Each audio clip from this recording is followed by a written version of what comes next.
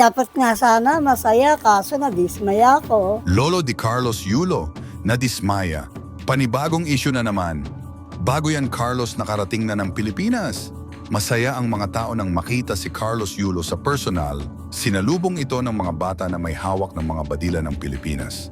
Hiyawan at kabi-kabilang congratulations ang natanggap ng ating kampiyon ng medalya na si Carlos Yulo at mga iba pang atleta sa kanilang pagdating sa Pilipinas.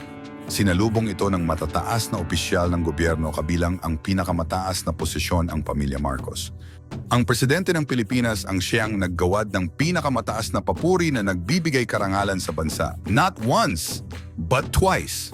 Dahil sa pambihirang pagkakataon na panalo ng 2 gintong medalya, binigyan ng sorpresa si Carlos bilang tanda ng pagsaludo at pasasalamat sa nagawa nito sa bansa.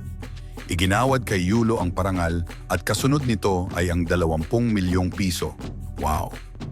Mapapasana all ka na lang talaga. Hindi pa dyan natatapos dahil nag-announce din ang Pangulo na ang lahat ng atletang Pilipinong kalahok sa Olympics ay makakatanggap ng tag-1 milyong piso bawat isa.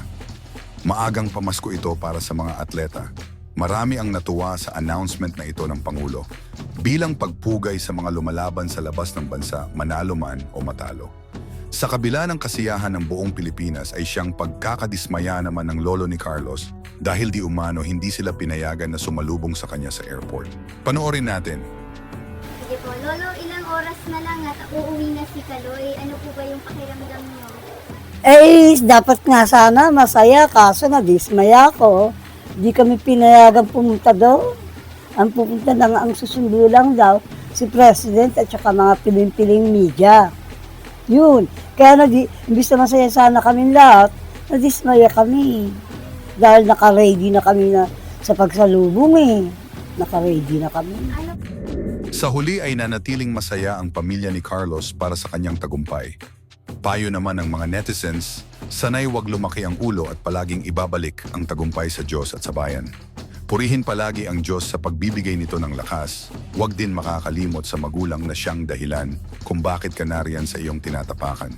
Paalala din nila sa Carlos na ang essence ng totoong buhay ay ang pagiging masaya ng pamilya sa isa't isa and hindi ang material na bagay lamang. Pagmamahal sa magulang ay walang hangganan, ang awards at material na bagay ay panandalian lamang.